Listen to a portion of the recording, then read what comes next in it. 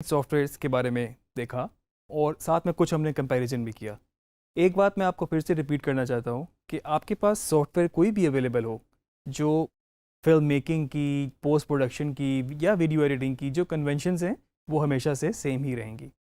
हर software वही काम कर सकता है जो कि दूसरा सॉफ्टवेयर भी कर सकता है। कुछ टूल्स डिफरेंट हो सकते हैं, कुछ कीज़ डिफरेंट हो सकती हैं, लेकिन जो बेसिक कन्वेंशन है वो हमेशा से सेम ही रहेंगी। तो अभी हम जानते हैं एडोबी प्रीमियर के बारे में। जी, एडोबी प्रीमियर हमारा इंस्टॉल हो चुका है और इंस्टॉल होने के बाद आपके पास कुछ इस तरह की आपके पास इंटरफेस आएगा जिसमें आपके पास न्यू प्रोजेक्ट और ओपन प्रोजेक्ट मेजरली आपके पास यहाँ पर ये आ रहा है। और यहाँ पर आपके पास फर्दर जो प्रोजेक्ट आपके ऑलरेडी आपने रिसेंट खोले होते हैं तो उनकी भी एक लिस्ट आपके पास यहाँ पर आ जाती है। न्यू प्रोजेक्ट, ऑब्वियसली जब आप नए प्रोजेक्ट पे काम करेंगे तो आपको न्यू प्रोजेक्ट क्रिएट करना होगा। और अगर आप किसी एग्जिस्टिंग प्रोजेक्ट पे काम करना चाहते हैं तो आप ओपन प्रोजेक्ट से जाके जहाँ पर भी आपने जिस लोकेशन पे उसको सेव किया हुआ है आप उसको वहाँ पे ओपन कर सकते हैं। अभी हम न्यू प्रोजेक्ट बनाने लगे हैं, लेकिन इससे पहले मैं आपको बता दूं कि आपने अपने प्रोजेक्ट को सेव कहाँ पे किस तरीके से करने हैं जहाँ पर आपने अपने सारे एसेट्स ऑर्गेनाइज किए होते हैं। जी, सबसे पहले तो आप यहाँ पर एक फोल्डर बनाएंगे जो प्रोजेक्ट आप शुरू करने लगे हैं उसको उस नाम से। मैं यहाँ पर एक न्यू फोल्डर बनाने लगा हूँ और अभी हम इसका नाम रखते हैं DG स्किल्स और चले हम इसमें 1 2 3 ऐड कर देते हैं। मैं यहीं से इस नाम को कॉपी कर लेता हूँ ताकि आगे प्रोजेक्ट नेम डिसाइड करने में मुझे जस्ट इसको कॉपी पेस्ट करना हो और मेरे मेन फोल्डर और प्रोजेक्ट का नाम सेम हो जाए। मैं इस फोल्डर के अंदर गया, यहाँ पर मैं एक दो फोल्डर्स और बनाऊँगा और ऑब्वियसली ये मेरा प्रोजेक्ट शुरू करने से पहले के फोल्डर होंगे जिसके अंदर मैं डेटा के नाम से बना सकता हूँ या मैं इसको वीडियो के नाम से बना सकता हूँ, क्योंकि मेरे पास जितना भी फिल्म किया हुआ जो भी एसेट है वीडियो का वो मैं उसको वीडियो के अंदर यहाँ पर सेव करूँगा। इसी तरह से अगर आपके पास ऑडियो अलग से है तो आप उसको ऑडियो का भी फोल्डर बना सकते हैं अलग से। और अगर आपको कुछ और भी साथ में चीज़ें कुछ रेफरेंस वगैरह रखनी है आप डाटा के अंदर सेव कर सकते हैं। और अगर आपको किसी फोल्डर की ज़रूरत नहीं है आप शुरू में ही उसको जाके अपना यूज़ करें, आप सिर्फ वीडियो और ऑडियो से काम चला सकते हैं। एक फ़ोल्डर यहाँ पर हमारे पास बन जाएगा प्रोजेक्ट का और इसके अंदर हमारे पास एडोबी प्रीमियर की प्रोजेक्ट फाइल सेव होगी। हमने प्रोजेक्ट का फ़ोल्डर अलग इसलिए भी बनाया क्योंकि जब आप प्रोजेक्ट सेव करते हैं तो आपके पास बैक एंड पे कुछ और सब फोल्डर्स बन जाते हैं, कुछ और एडोबी प्रीमियर का सॉफ्टवेयर कुछ पीछे वर्किंग कर रहा होता है जिसमें हमारे पास ऑडियो कन्फर्मेशन है या हमारे पास कुछ ऑटो सेव है, कुछ रेंडर फाइल्स हैं, तो आगे फर्दर वो फोल्डर्स बना देता है। तो इसके लिए बेहतर ये है कि आपका एक्स्ट्रा फोल्डर आपके रूट पे ना पड़े हुए हो, आपका एक प्रोजेक्ट का फोल्डर सेपरेट हो और उसके अंदर आपके पास सारे फोल्डर्स वहाँ पर हों। हम दोबारा सॉफ्टवेयर में जाते हैं और जैसे कि हमने न्यू प्रोजेक्ट बनाना था, हमने न्यू प्रोजेक्ट को क्लिक किया, मेरे पास कुछ इस तरह से विंडो खुल गई एक। और इसमें मेरे पास जो सबसे मेजर इसमें इम्पॉर्टेंट जो है वो एक तो नेम है और लोकेशन है। लोकेशन वो है जहाँ पे मैंने प्रोजेक्ट को सेव करना है। तो यहाँ पर ब्राउज़ को मैं क्लिक करूँगा और ब्राउज़ के बाद जहाँ पे मेरा फ़ोल्डर जहाँ पे मैंने अपने एसेट्स रखे थे मैं वहाँ पे जाऊँगा जहाँ पे मैंने फ़ोल्डर भी बनाया था DG स्किल्स 1 2 3 और यहाँ से इस प्रोजेक्ट फ़ोल्डर को सिलेक्ट कर लूँगा। यहाँ पे मेरे पास ऑप्शन है सिलेक्ट फ़ोल्डर, इसको मैंने क्लिक किया।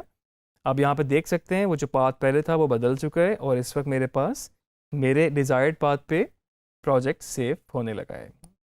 बाय डिफ़ॉल्ट प्रोजेक्ट का नेम अनटाइटल्ड आ रहा होता है, जो कि आपने बिल्कुल ऐसे नहीं रखना। आप अपने ही जिस नाम से आपने अपना मेन फोल्डर बनाया था या जिस नाम से आप प्रोजेक्ट रखना चाहते हैं, मैंने शुरू में इसको कॉपी कर लिया था, यहाँ पर मैंने इसको पेस्ट किया। तो DG स्किल 1 2 3 आप चाहें तो इसको मैनुअली भी लिख सकते हैं। ये आपके पास नेम यहाँ पर DG स्किल्स 1 2 3 और ये उसका पाथ आपके पास यहाँ पे शो हो रहा है।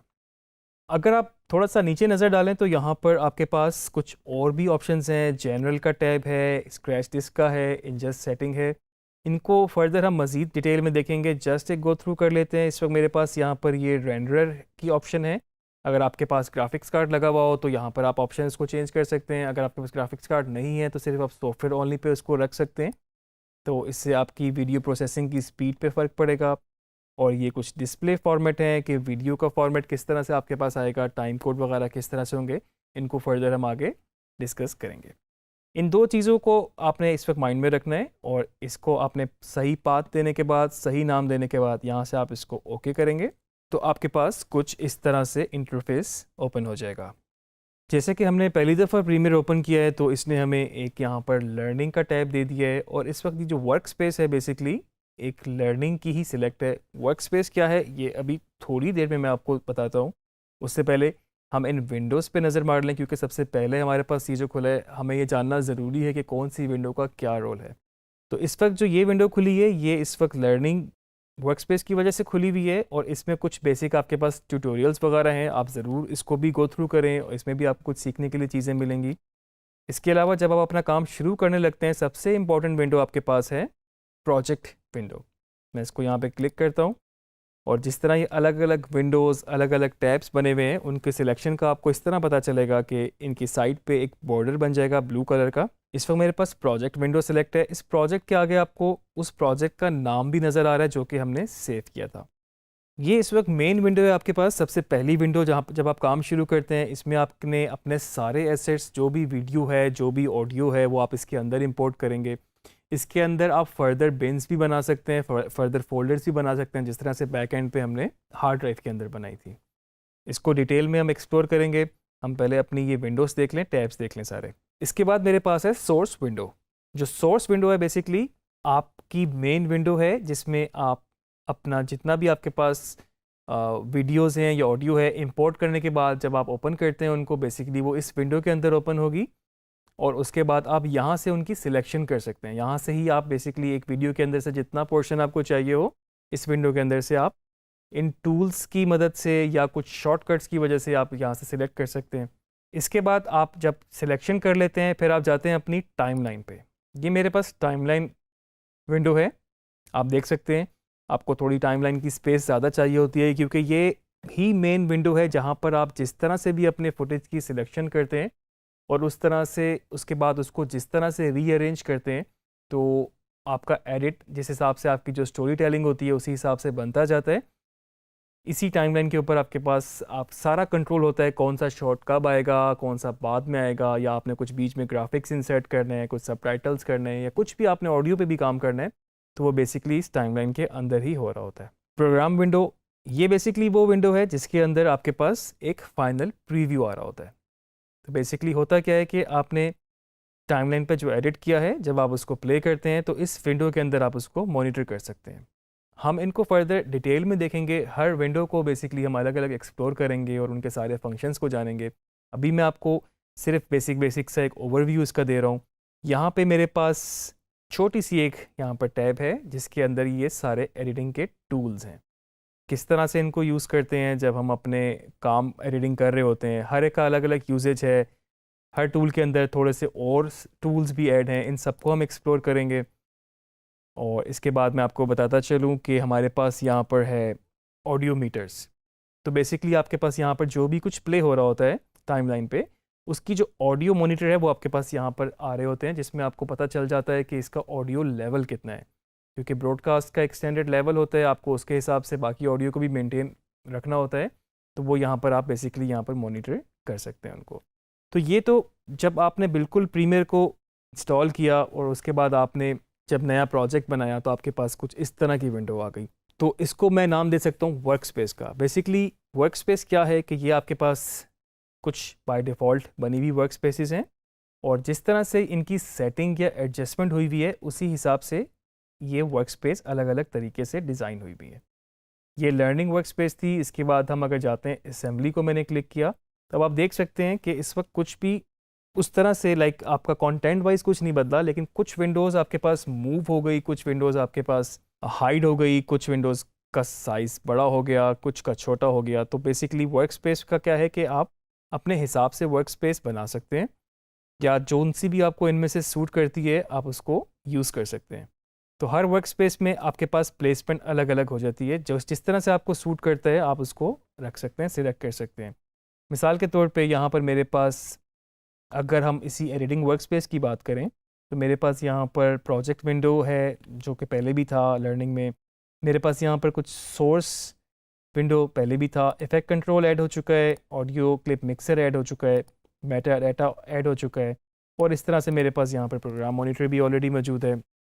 अगर मैं चाहता हूँ कि मुझे इनमें से कुछ वर्क स्पेस को चेंज करना है, मुझे may be Meta data use करना ही ना हो, या मुझे ऑडियो क्लिप मिक्सर की अभी इस स्टेज पे ज़रूरत नहीं है, तो मैं उसको बाद में भी लेकर आ सकता हूँ। बाद में किस तरह लेकर आ सकता हूँ, यहाँ पे मेरे पास विंडो के टैब में जाके मेरे पास जिन चीज़ों पे टिक हुआ हुआ है बेसिकली, वो इस वक्त आपके पास यहाँ पर ओपन हुई हुई है।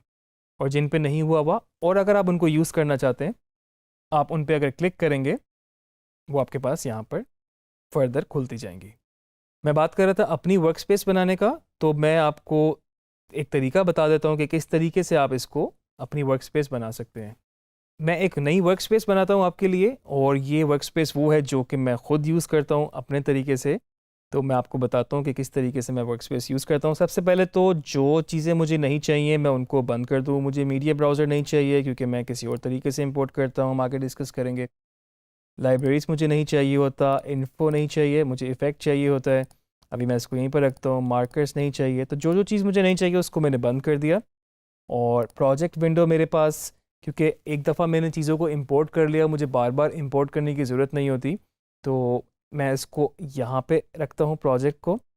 अच्छा, अब आप देखें मैंने जस्ट इसको यहाँ पर क्लिक किया था और इसी टैब को यहाँ से पकड़ के माउस से मैंने इसको मूव किया, तो ये मुझे फर्दर ऑप्शंस दे रहा है कहाँ पर मैं इनको प्लेस कर सकता हूँ। मतलब इस इफ़ेक्ट विंडो को अगर मैं चाहूँ तो मैं इसको यहाँ भी रख सकता हूँ। ये मुझे ऑप्शंस दे रहा है, यहाँ भी आ सकती है, यहाँ भी आ सकती है। अब आपने अपने हिसाब से वर्क स्पेस बनानी है, तो जहाँ पर आपको सूट करता है आप इसको मूव कर सकते हैं। मैं इसको यहाँ पे मूव कर रहा हूँ इस वाली विंडो के अंदर। प्रोजेक्ट विंडो मेरे पास यहाँ आ गई, आप देख सकते हैं यहाँ से 2 टैब मैंने मेजर मूव कर दिए ऊपर। ऑटोमेटिकली मेरी टाइमलाइन जो है इस वक्त बड़ी हो गई है। तो टाइमलाइन की आपको हमेशा से ज़रूरत होती है कि क्योंकि आपने बहुत ज़्यादा काम करना होता है, अगर आपकी प्रोजेक्ट की ड्यूरेशन ज़्यादा है तो आपकी टाइमलाइन बढ़ती जाएगी, तो इसलिए आपको ज़रा इसके लिए स्पेस ज़्यादा चाहिए होती है। और अभी भी मैं इसमें देखूँ मेरे पास यहाँ पर ये है, इफ़ेक्ट को मैं अगर चाहूँ तो मैं यहाँ पर रख लेता हूँ, इनको भी मैं अरेंज कर सकता हूँ। ऑडियो क्लिप मिक्सर मुझे अभी मेटा डाटा नहीं चाहिए, ऑडियो क्लिप मिक्सर भी मुझे अभी नहीं चाहिए, इसको मैं यहाँ से बंद कर देता हूँ।